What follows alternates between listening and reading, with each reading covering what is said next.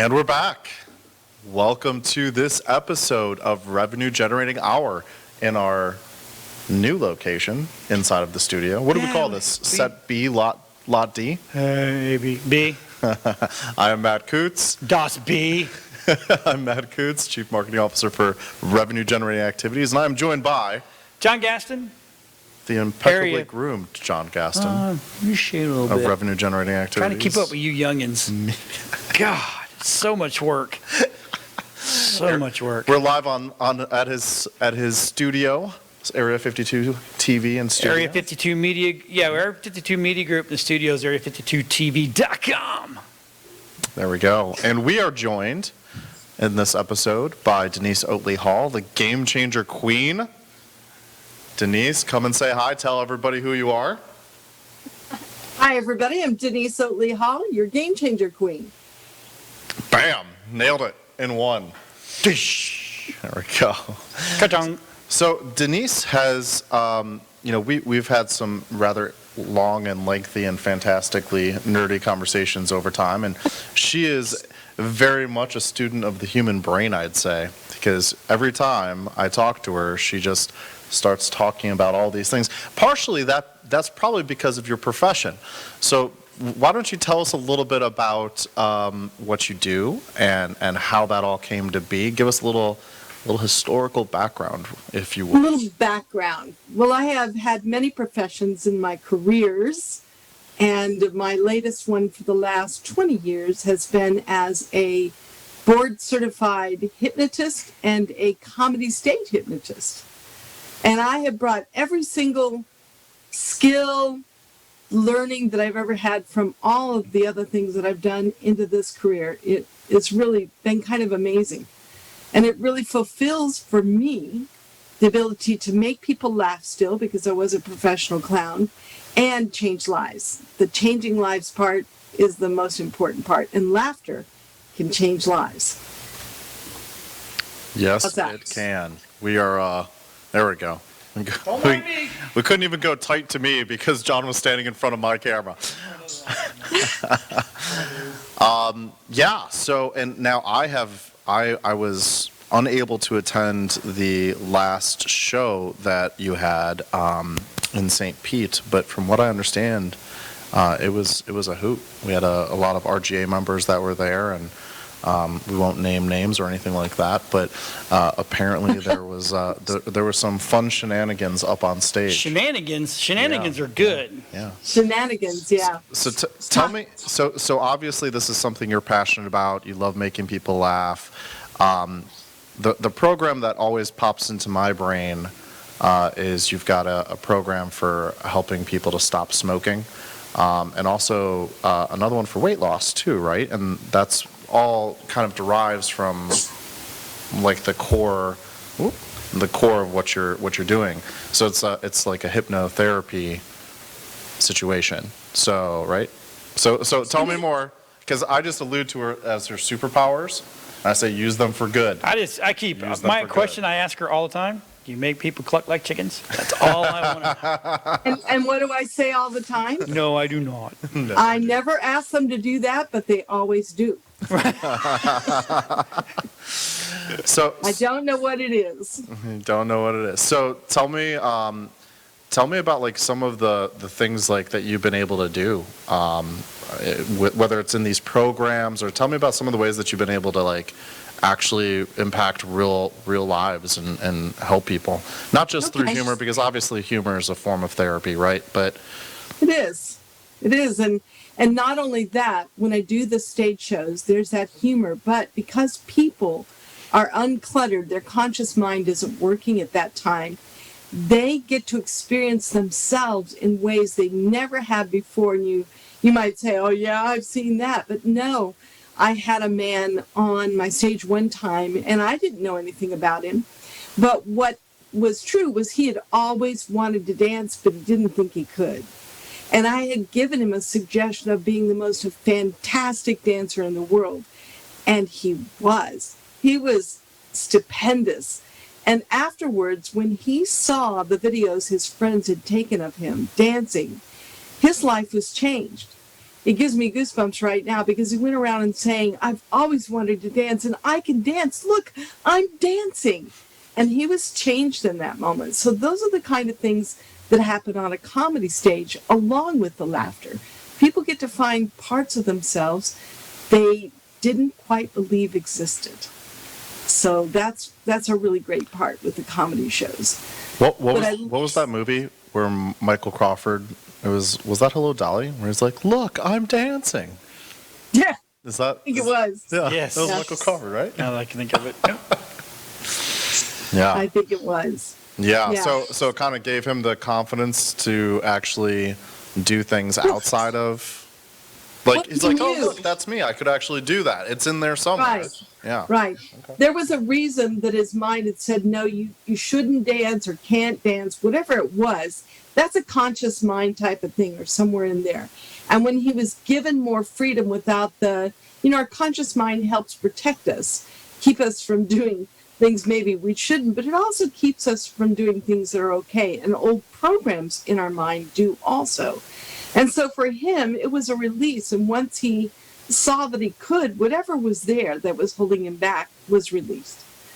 And that's the wonderful thing about hypnosis and your brain, is that we're dealing directly with the unconscious mind, and we can help change programs that you originally put into your mind to help you do something, either to stay away from some harm or to get you towards something, and they no longer work.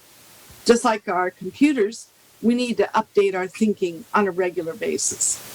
So it's so interesting. So Julian was one of our speakers at RGA Speaks last Wednesday, and he is big into something that you're probably really familiar with because you're using a lot of the same terminology, neuroencoding, like reprogramming, like the way your brain works, stuff like that. So unless he's using that for neuro-linguistic programming, similar, very similar. It's like it's a newer offshoot of NLP. So NLP is more like identification than adapting your communication style, right? That's how I've always used it. Yeah, So, no, it yeah. isn't. It isn't. It is a changing of your mind using your physicality and words. So it's the changing of so neuro-linguistic programming is, why don't we, because I see that you've gone through some training on that on your website. So why don't we talk about a little bit about NLP then, and what that actually is. Let's see if I'm not 100% sure. I'm sure there's other people who aren't sure what that is. And then like what you do in that as far as how that applies to what you're doing. Well, it's very effective. And when you're doing NLP with people, you're using their physicality along with their words to change their perception, their thinking. For instance, if you want to break a state of mind that you're in, sometimes we might tell ourselves, we just shouldn't feel that way, right? But with neuro-linguistic programming, you're going to interrupt the thought, like say I'm thinking, oh, I'm so tired. So I interrupt the thought with something physical, not just something in my head. I get up, clap my hands, move, change positions. That's going to create a moment for you to now put in a new thought and attach it to a new action. So then you want to put in a present thought that goes like, I'm feeling great today. And it's not just about, what is that word that we do? I can't think of it at the moment. It's not just your thinking being positive thinking. It is not that. You're actually using your mind and your words to change and your body to change what's happening there, so that next time you do something different. And it's very exciting because it's very gentle. And oftentimes people don't even, might not even understand or know what you're doing, but it combines body movements with that thought. And it's, I'm going to take some advanced course this next year on it because I haven't for a while. It's so helpful. No, that's really cool. So, so the NLP training that I've done was more sales based. So Yes. it wasn't more what you were describing. Seems more like when you're actually trying to alter somebody's NLP. Mine is just Well, mine is just more like recognition of it for the most part. So, like many things, there's multiple facets. Imagine that. Imagine that. Imagine that. Just use your powers for good. That's it. For instance, Go I'm ahead. sorry. Go ahead. For instance, with the NLP, Matt, if you had a feeling that is getting in your way of accomplishing something, I can ask you to find that feeling in your body and find where it is and pull it all out. Just imagine you're pulling it all out and holding it in your hand. And then simply by doing a few different techniques where I ask you to tell me what color it is, what shape it is, and to start spinning it.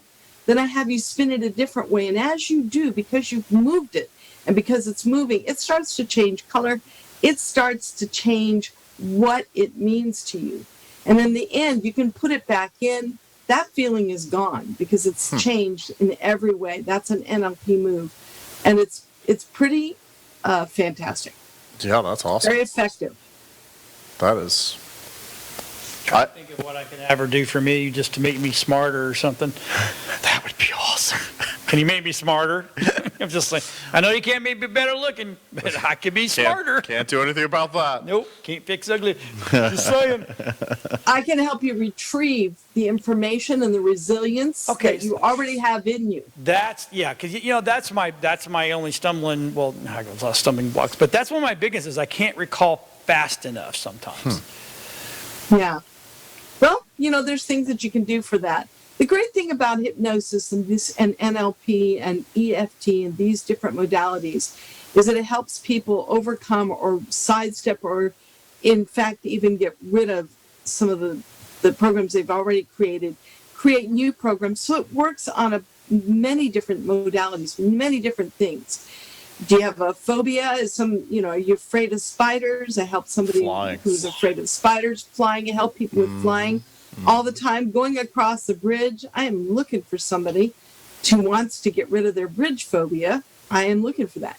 But all of those kind of things, they work on the same type of program. We may use different tools in different ways, but we're basically interrupting patterns, breaking them up, and replacing them with now new patterns that match your current goals. I think I may have somebody for the bridge thing. There you go. Yeah? Yep. Sure That'd do. be fantastic. Yeah, she cannot stand. Matter of fact, when we go over a bridge, actually sometimes I have to go completely out of my way because I can't go with the sunshine with her. Oh my. My wife, she is terrified of bridges. Wow. Terrified. Hey, so what's EFT stand for? Tell us a little bit about that. Okay, EFT stands for Emotional Freedom Technique, and it is a type of tapping. And I would say it's the original. Somebody would argue with me, but it's the original Emotional Freedom Technique. And you tap the different areas like you would with acupuncture or acupressure.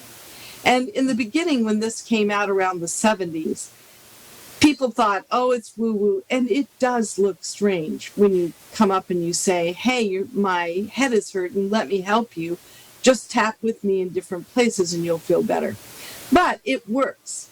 And it works so well that in 2016, the Veterans Administration okayed it to be used with veterans for PTSD.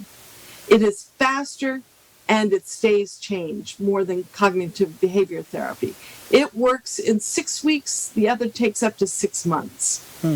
And it's pretty exciting for things like that, to see people change that quickly and that easily. And it's very easy on the person also. So now, because of new imaging machines, we're doing much more, and especially over in Australia, they've been doing a lot of scientific studies on just how it is that EFT works. Because now they can do experiments and watch it working with the imaging machine while it's changing and taking place in the brain. So that's very exciting. That's huge, actually. Yeah. So I was talking last week I went and had lunch with a friend of mine, and she's a doctor of Oriental medicine. Yes. And she has some sort of like energy mapping machine that like maps the bioelectrical energy in your body. And that, I'm just like, wow, we're stepping straight into science fiction with this now. So, but there's so much we don't understand, right? Right. Yeah. There's just so much. Denise, say a standard person that says come in on like Okay, just take me for instance. I know this is, we're not here to cure, blah, blah, blah. But for me to sit down with you on some sessions to try to help with my recall, 6 sessions, 6 months of sessions, there's no standard, it's kind of about the person, right? No, I mean, there isn't a standard. I usually see people for 3 to 4 sessions, but some people I see for 12 sessions. Okay. It depends on what you're working on. Many people have multiple things they want to work on.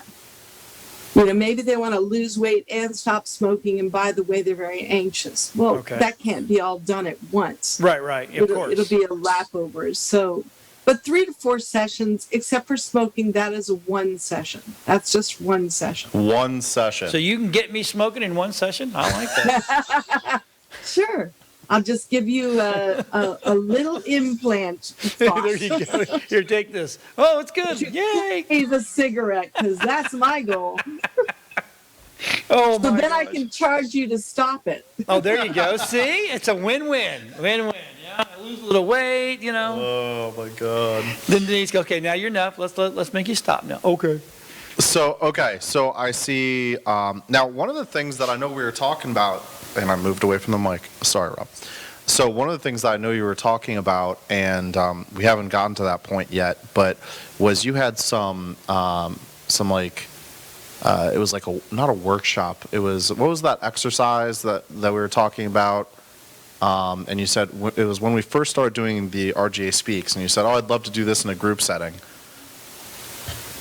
Really? Do you remember having that conversation? Was that the one about the games that I was talking about? It was like the group games. Oh, well, so that's from my past. Okay. I used to, in the 70s, at the beginning of the 70s, there's a movement that came out, the New Games movement. And you can find there's still books around about it. And I went and got trained in that. And it's a way of helping people to play, because play is one of the most powerful things that you can do. But play in a whole new way, where everybody wins and everybody comes away happy. And so there's a whole different kinds of games. And I used to do this for corporate and the Y and the Boy Scouts and the Girl Scouts, where you actually do the games, have a great time, but then you can sit down and talk with them about what they learned from playing the games, because there are a ton of takeaways. It's great for business trainings where they want to, for team building. But it is so much fun, and we've done it in huge communities in the past, all around the world. Really fun games that have twists on old games. If you want an example, I can give you an example of one of the games. Okay. I'm curious. Because there's so many other ways. So there's a game called, it was one of my favorite, it's called Shoe. And everybody stands in a circle, and then the master stands in the middle of the circle, and the master takes on some kind of character. I don't know why. I always want to do a shogun type of thing, like that. And I'll go, they have to follow me. So I go, oh, da. Then I reach down and grab my shoe and hold up, oh. And everybody has to do the same thing. So they reach down, grab one shoe and hold it up, and they, and throw it in the middle of the circle. Then we do the same thing and throw the other shoe in the middle of the circle. Then each person has to go around, and you go around like this, all everybody in the circle. And you are looking for 2 different shoes. Once you get 2 different shoes on your foot, or kind of on your foot, because they're different sizes, then you make a noise and you go around looking for the people, the owners, the people that have your 2 shoes, until we've all gotten together. And it's very fun, it's funny, and people learn from it. It's a great team builder and a great icebreaker. Yeah, sharing shoes with people. Yeah, nope.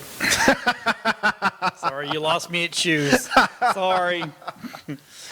I don't even like touching my own shoes, more or less somebody else's. I am not a feet dude. Well, you'd have the opportunity to just watch on that one day. I would film that, because I think that would be. I think it sounds cool. I think it would be cool. I get the concept. Oh yeah, absolutely. So. Like I think it sounds like something that you do on a retreat. Like we had somebody that was on the virtual meeting on Friday when we relaunched it on Fridays, and they had like a what? It's not a farm. If it's just horses, what is it? It's a farm. It's a farm. A ranch. It's Or a a ranch, ranch. yeah. Thank you. It was a ranch. I mean, can it grow could be a farm horses. too. Yeah. Not from the ground. Not but- from the ground. No. But he had a ranch, and he specialized in like events. And He, did you ever he have doesn't- did you have a follow up conversation with him at all? I haven't yet, but he actually is rodeo. They do rodeos, Yeah. and they do it for corporate team building. Yeah. And I Okay. talked with him a little bit about it, and it's fantastic because they let the horses teach. And the horses do teach. I used to work on a quarter horse ranch for 8 years, and you will learn everything about life from caring and working around horses. Trust me. Yeah. Yeah, so I think a lot of these like these exercises that kind of take you out of your space or Yes. like put you somewhere else, like and Yeah. just open, just allow for you to open up a little bit. Those are really good. Not just team building exercises, but just like good for just good experiences for you to have It's- as a human. It's just to go out and play and do those kind of things. It refreshes you, it renews you, it changes the way you view things. It's a shift, though, too. It's not just something like some high. It's a shift, and that's what I love about hypnosis, is that it shifts. It actually changes and shifts and breaks up old patterns. And it's so helpful in so many arenas. I helped somebody who was making their transition out of this world into the next. And that was quite beautiful because they were in a lot of pain, hadn't slept. And with hypnosis, you could see their body just change as I was talking. And they were able to leave the pain behind for this time and rest and actually get sleep.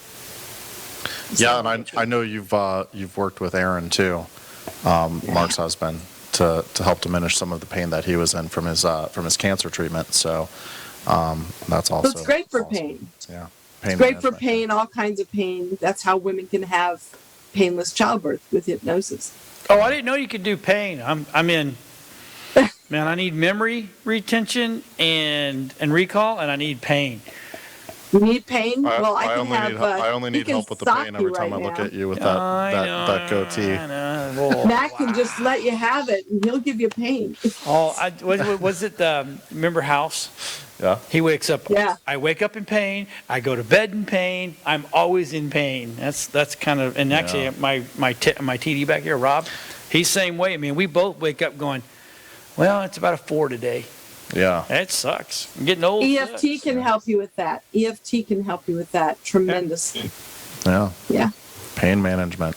So what's your, I mean, obviously you've got these programs, you've got the stop smoking, you've got pain management, you've got, is that the listen to your body program that you say, or what's the Yeah, Listen to Your Body program. It teaches people how to go back to where they were when they came into the world, and they listen to their body for what they needed to eat and how much they needed to eat.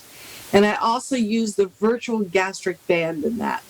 The virtual gastric band is possible because whatever your mind can imagine with emotion and color and all your senses, it will believe. And so we actually do a process where they are in hypnosis and the brain believes they've had a virtual gastric band put in that lessens how much they'll eat. And that way it's easier for them to relearn how to understand when you're satisfied, not stuffed, or when you're truly hungry. And never diet again. Never go on a diet again. Crazy. Never. Crazy. So, okay, are there any upcoming comedy shows on the books? No, there aren't right now, not public anyway. I have private ones scheduled, but no public ones. Okay. So tell us where we can, obviously we've been flashing your website up here. That is DeniseOatleyHall.com. What's the best way for somebody to get a hold of you other than going to your RGA meeting that you host? That's right. On Wednesdays at There we go. Glory Days in Carrollwood. Yeah, There we go. for sure. You can, if you go to my website, you can schedule a call so that you can, it's called a discovery call, so you can find out if this would be good for you and how I could help. You can also, once you get my phone number, which is just about on everything, and Facebook and LinkedIn, and just give me a call. And if I can answer, I will. If not, I'll call you back. Text, email, however, we do it all. Perfect. Okay, so we're getting down to the last minute and a half here. So in 30 seconds or 45 seconds or less, tell me why, since the name of this is Revenue Generating Hour, and it is an RGA podcast. Tell me a little bit about why you RGA. You've got 45 seconds. Okay, that's easy. I RGA because RGA was one of the key factors in saving my business at the beginning of the pandemic. They got on to Zooms right away. Most of my business at that time was on Comedy Stage, and everything was canceled for about 2 years, 1 or 2. And I had to dip into my savings and everything else. But because we had those 10 meetings on Zoom, I got to know people. They got to like me and trust me. I was able to do some courses to help people with anxiety and stress, so that helped. And that was all because of RGA. And RGA continues to build up its resources for us, and it's so economical. It is just a no-brainer for so many different reasons, even like this. I'm on here today because of RGA. Oh, I rhymed that. Yeah, very good. I'm impressed. Not bad at all. Okay, so all things RGA can be found at rganetwork.net. Thanks for popping on here, Miss Denise. We appreciate you. John, thanks for joining me. And, I talk too much, and I've learned this. There we go. And we will see you guys soon on the next episode of Revenue Generating Hour. Bye. Peace.